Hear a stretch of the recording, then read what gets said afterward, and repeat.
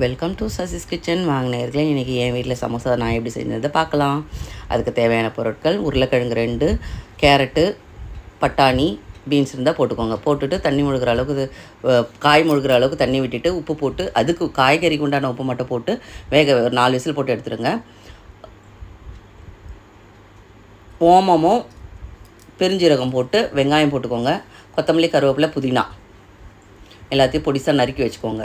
இதை எண்ணெயில் கூட வாட்டிக்கலாம், இல்லை பச்சையாக பிடிச்சிருந்தா கூட இதை ஏன்னா நம்ம எல்லாமே ஒன்றா ஃப்ரை பண்ண போகிறோம், அதனால் ஒன்றும் பிரச்சனை இல்லை.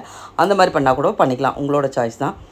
வெறும் தூள், சீரகத்தூள், கரம் மசாலா போட்டுட்டு எல்லாத்தையும் ஒன்று கூட எண்ணெய் விட்டுக்கோங்க. எண்ணெய் விட்டுட்டு நல்லா பிசைஞ்சுக்கோங்க. கரம் மசாலா, சீரகப்பொடி நீங்கள் எப்படி செய்வீங்கன்றதை யாருமே கமெண்ட் பண்ண மாட்டேன்றீங்க. லைக் பண்ணுங்கள், ஷேர் பண்ணுங்கள். கஷ்டப்பட்டு நாங்கள் பண்ணுறோம், எங்களை ஒரு என்கரேஜ் பண்ணுங்கள். நீங்கள் தான் எவ்வளோ பேரை நீங்கள் மேன்மைப்படுத்தி வச்சுருக்கீங்க. ஆடியன்ஸ் ஆன நீங்கள் தான், சப்ஸ்கிரைபர் ஆன நீங்கள் தான். அதுலேயும் எங்களை ஒரு ஆளாக நினச்சி எங்களுக்கு சப்ஸ்கிரைப் பண்ணுங்கள் ப்ளீஸ். எங்களையும் ஆதரிங்க. உண்மையாக உழைக்கிறோம், உண்மையாக கஷ்டப்படுறோம். எங்களுக்கு இது பிடிச்சிருக்கு, இந்த ஃபீல் பிடிச்சிருக்குனால தான் நாங்கள் இதை எடுத்து நாங்கள் செய்வோம். இதுவும் ஒரு தொழில் தானே, தவறான தொழில் இல்லையா?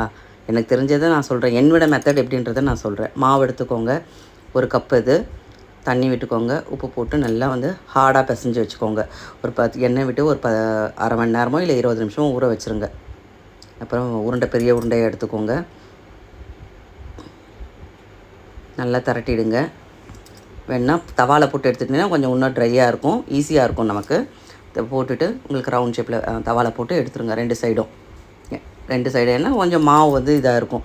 போட்டுட்டு அதுக்கப்புறம் பேஸ்ட் மாதிரி பண்ணிவிட்டு உள்ளே ஸ்டஃபிங்கை வச்சுட்டு இது ரவுண்டாக கட் பண்ணிவிட்டு பாதியாக கட் பண்ணிவிடுங்க. இந்த ரவுண்ட் ஷேப்பை பாதியாக கட் பண்ணிவிட்டு அது ஒரு கோன் மாதிரி வரும். அதில் உள்ளே ஸ்டஃப் பண்ணிவிட்டு அதுக்கப்புறம் நம்ம பூர்ணம் வச்ச மசாலாவை இதில் சிக்கன் கீமா கூட போடலாம், மட்டன் கீமா போடலாம், எறா கீமா போடலாம், நம்மளோட சாய்ஸ் தான். இது வெஜிடபிள்ன்றதுனால நம்ம இது போட்டிருக்கோம். வெங்காயம்னா வெங்காயம் போட்டு ஃபுல்லாக போட்டு பண்ணலாம், நம்ம சாய்ஸ் தான் இது. வெஜிடபிள் பப்ஸு, சமோசா இது மாதிரி போட்டு நல்லா எண்ணெயில் போட்டு நல்லா பொரிச்சு எடுத்து உங்கள் அன்பானவங்களுக்கு கொடுத்து பரிமாறுங்க. ப்ளீஸ் லைக் பண்ணுங்கள், ஷேர் பண்ணுங்கள், கமெண்ட் பண்ணுங்கள், சப்ஸ்கிரைப் பண்ணுங்கள், பெல் பட்டன் கிளிக் பண்ணி. தேங்க்ஸ் ஃபார் வாட்சிங்.